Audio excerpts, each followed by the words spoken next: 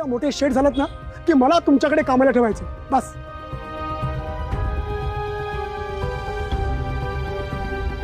नाही, तुम्ही तुमचं काम करा, मी माझं करतो. म्हणजे माणिक, आता मला गरज नाहीये तुमची. या बिझनेस मधली गणितं येतात मला आता. खरंय सर, तुम्ही हुशार आहात, तुम्हाला सगळं काही येतं. पण साहेब, ही लाईन खूप रिस्की आहे, पुन्हा पुन्हा सांगतोय. माणिक हो, तुम्हीच म्हणता ना रिस्क घेतल्याशिवाय पैसा मिळत नाही. मग आता घेतोय रिस्क.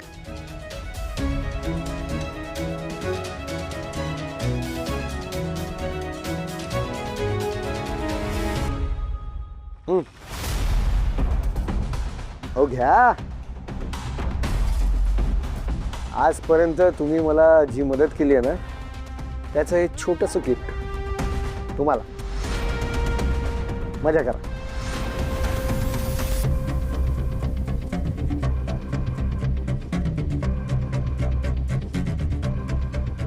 कावळा जास्त उडायला लागला,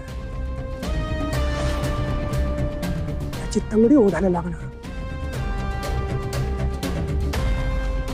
परशु, हे बघ, काल पालिकेचं पाणी कमी आलंय. आज 2 तासात सोड. पाण्याचा अपव्यय नको. हो कळलं, करतो मी समज. परशुराम, तुम्ही फ्री आहात का आता? अहो हे काही विचारणं झालं का? अहो तुम्ही हुकूम करा, काय काम आहे? मला आत्ताच्या आता तुमच्या वस्तीत जायचंय, निलिमा आत्यांना भेटायला. अहो मामांना सांगून सांगून थकलो म्या. आता तुम्ही सुरू झालात. अहो आमच्या एरियात चोर डाकू अशी समधी लोक राहतात, आणि तुमच्यासारखी जंटलमन लोक तिकडे गेली तर कसं होणार? आणि बाई माणसाने तिकडे जायचं म्हणजे हे बघा, ते काही नाही, मला काही करून त्यांना आता भेटायचंच आहे. हे बघा, जोपर्यंत त्या स्वतःहून इथे येत नाहीत, मला तिथे जावंच लागेल. अहो बापरे, माझगावकरांची बहीण या परशुच्या वस्तीत राहते. कमाल आहे. आता ती फुलराणी इतकी वर्ष या सोसायटीत येते, आणि माझगावकर किमान 2-3 वेळा तरी तिकडे गेले असतील. त्यांना सुद्धा काही माहिती नाही. अहो नाही नाही साहेब, काय ना, त्या जाधव वहिनी आहेत ना, त्या जास्ती कुणाशी बोलत नाहीत, म्हणजे घराच्या बाहेर बी पडत नाहीत, आणि भेटत तर कुणालाच नाहीत. पण मला भेटायचंय. तुम्ही माझ्या बरोबर येणार आहात का नाही? ताई साहेब, या वक्ताला मला माफ करा. ठीक आहे, मी एकटी जाईन. मग नाही, मी काढते शोध. हे थांब भैरवी, मी येतो तुझ्या बरोबर. तुम्ही? अगं आता माझगावकरांबरोबर एवढे जुने संबंध आहेत, त्यांच्या सुनेला असं त्या वस्तीत एकटं पाठवायचं, काळजी वाटते तुझी.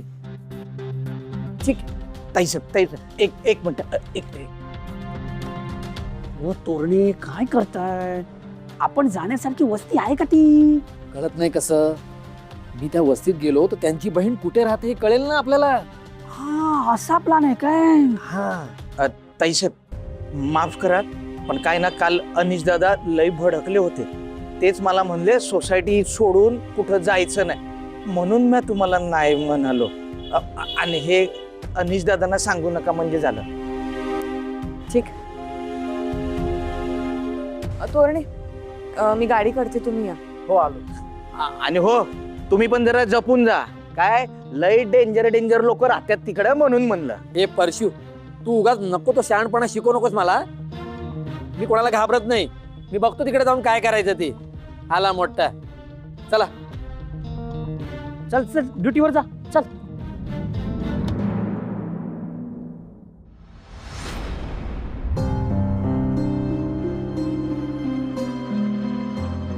अगदीच बकाला ही वस्ती. ताई, यांना बघितलंय का कुठे? किती घाणेरडा वास येतोय. ताई सांभाळून. ह्यांना बघितलंय का कुठे? दादा, ह्यांना बघितलं कुठे? अरे काय इथली माणसं आहेत, कुणाला काहीच माहिती नाही. अरे पाटील भाऊ, ओळखलं मला? मी शिरप्या. 300 रुपये दिले होते ना तुम्हाला. ए कोण पाटील? जा बाबा तुझं काम कर. चहा कॉफी काय देऊ का?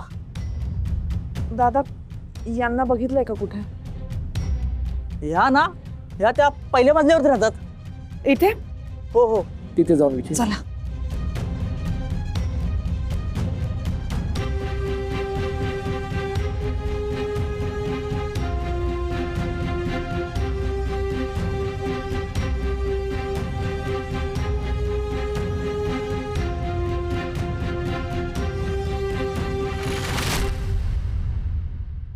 दादा, मी यांना कुठे बघितलंय का? या काय उजव्या बाजूला राहतात? इकडे पहिलं दार का? हा हा, पण त्या नाही भेटणार तुम्हाला.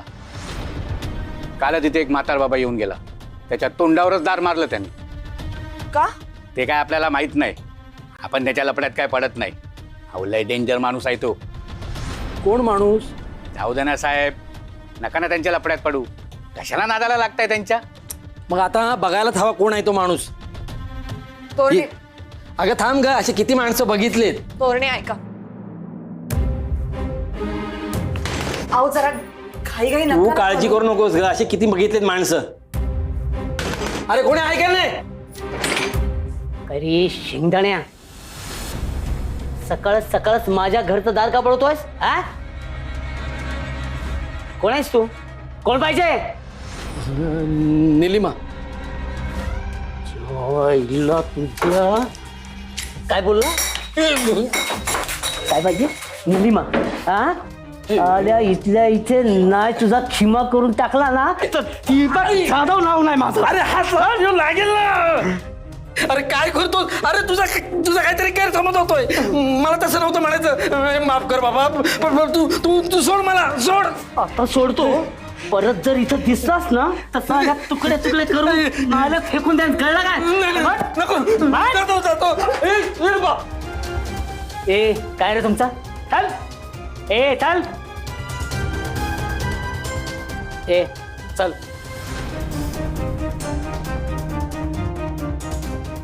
ए चल. आली नुसती बघायला. हं.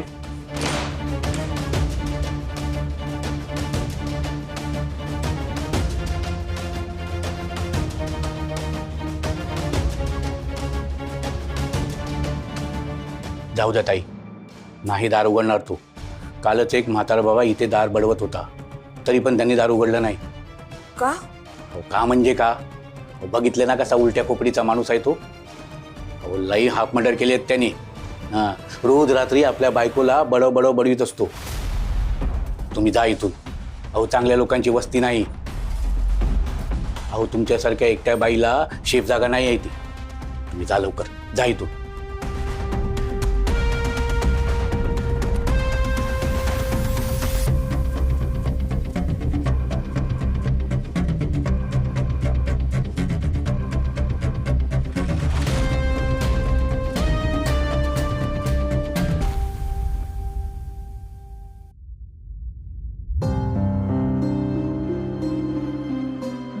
पण मला एक कळत नाहीये, तू तिथे एकटे का गेलीस? एकटी नव्हते गेले मी बाबा.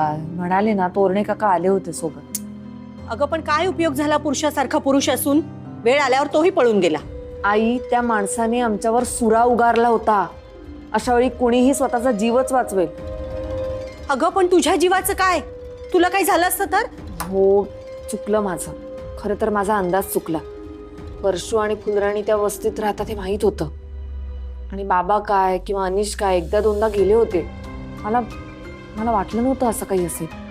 परशूने सांगितलं होतं तिथे जाऊ नका. बरं तिथल्या लोकांनीही सांगितलं होतं की तो माणूस काहीही करू शकतो, आणि तरी तू गेलीस? हो, तरीही गेले. कारण कसं असतं नाही, काही वेळेस लोक माणसापेक्षा माणसाच्या इमेजला घाबरतात. एक जण दुसऱ्याला काहीतरी सांगतो, दुसरा तिसऱ्याला सांगतो, मग तिसरा ते वाढवून सांगतो. प्रत्यक्षात तसं काहीही नसतं. इथेही तसंच असेल असं मला वाटलं होतं. अगं पण इथे तसं नव्हतं, कळतंय का तुला? हो, नव्हतं. तो दीपक जाधव खरंच खूप डेंजरस माणूस आहे. त्याची तिथली दहशत काही उगाचच नाहीये. तिथला गुंड आहे तो. आणि तोच निलिमा आत्यांचा नवरा आहे हे मला माहित नव्हतं.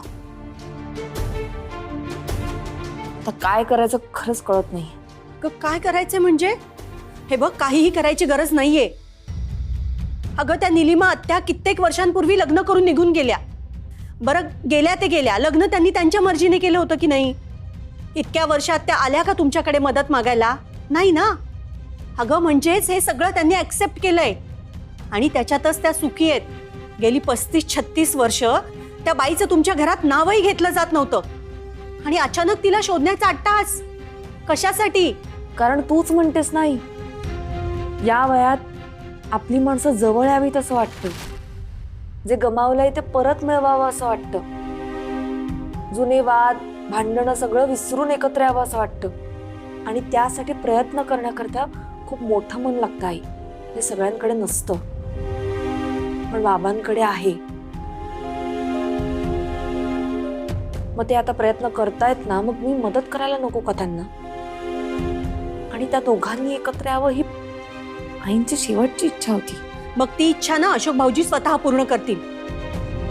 हे बघ भैरवी, तू सरळ घरी जा आणि अशोक भाऊजींना सांग, मला हे जमणार नाही. अगं बाळा, अशा ठिकाणी बायकांनी जाणं बरं दिसतं का गं? आई, तुला नाही कळत. बाबा सांगा ना तिला. हे बघ भैरवी, आत्तापर्यंत मी तुला बरेच वेळेला पाठीशी घातलं. तुझे निर्णय मला मान्य नव्हते तरी मी आडकटे केलं नाही. पण आता नाही, आता तुला अडवायलाच हवं. भैरवी, अगं तू आजपर्यंत प्रोटेक्टेड वातावरणात वाढलेली आहेस. बाहेरची दुनिया किती भयानक आहे हे तुला माहित नाहीये. म्हणून माझं असं म्हणणं आहे की तू आता याच्यात पडू नकोस. मी आता यात पडलीये बाबा, आणि हे सगळं बाबांनी एकट्याने करावं हे मला चुकीचं वाटतं. हे बघ आई, मी सगळी माझ्या सेफ्टीची जबाबदारी घेईन, पण आता यातून मी मागे नाही हटणार. आणि या सगळ्यात तुझा वेळ वाया चाललाय त्याचं काय? करिअरकडे दुर्लक्ष होतंय त्याचं काय? मी बिझनेस करणार आहे, म्हणजे संयमीच्या बेकिंगलाच मी थोडं पुढे नेणार आहे. बर, आणि अनिशचं काय?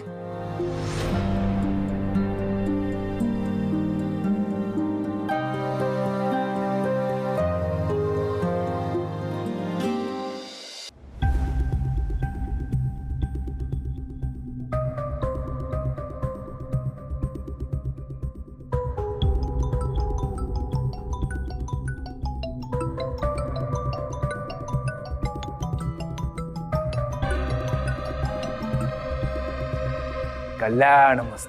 मारेन इथूनच कल्याण वस्तू बोललास तर. हा, एक खबर द्यायची होती. बोला. तुले सांगतो का या बैलाची ना चंगळ चालून राहिली ना बाप्पा.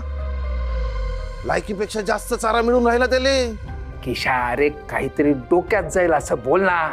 नाही नाही, म्हणजे काय झालं माहितीये, अनिश बाबू आहे ना, त्याच्या हाताले अचानक पैसा लागून राहिला आणि तुले सांगतो का बा आणखीन लागणार आहे. असं कोण बोललं? तुझा बाप बोलला. तुले काय करायचंय सांगतो तेवढं ऐक ना तू. नुसतं कोण म्हणालं. रात्री मी बघितलं त्याच्या हातात ना गड्डी होती अशी पैशाची, स्वतःच्या डोळ्याने बघितलाय. काय सांगतोस? नाही काय मप्पा, त्याचा खिस्सा गरम झाला ना. हा, आता तो थंड करायला लागतो ना. काय करू अशा लोकांच्या हाती पैसा आला ना की तो सांभाळायचा कसा याची त्यांना अक्कल नसते. नाही तर काय, मग ते माजतात. बाप्पा कोण बोलून राहिला? तू बोलतो काय? हो, मीच बोलतोय आणि तुझ्यासाठी पण बोलतोय. नीट लक्षात ठेव. तर नीट ऐक. अशा लोकांच्या हाती पैसा आला की त्याचा खर्च कसा करून कसा नको असं त्यांना होऊन जातं आणि हीच वेळ असते. तो पैसा आपण त्यांच्याकडून उकळू शकतो. हो बा, मग कायले वाट बघतो? तू काम कर ना. आता बकरा नुसता असाच व्हायला लागलाय की नाही, कापून टाक ना बकऱ्याला. बरोबर आहे. आजच बोलावून घेतो आणि आता तू बघच काय करतो. हा,